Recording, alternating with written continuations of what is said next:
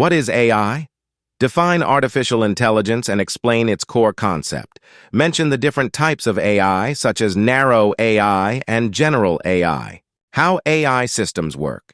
Discuss the fundamental components of AI systems, including data input, processing, and output. Explore machine learning and its role in AI, touching upon supervised and unsupervised learning. Applications of AI. Highlight real-world applications of AI, such as natural language processing, image recognition, and autonomous vehicles. Provide examples of how AI is being used across various industries. Challenges and ethical considerations. Discuss challenges associated with AI, such as bias in algorithms and job displacement. Address ethical considerations, emphasizing the importance of responsible AI development. Machine learning (ML).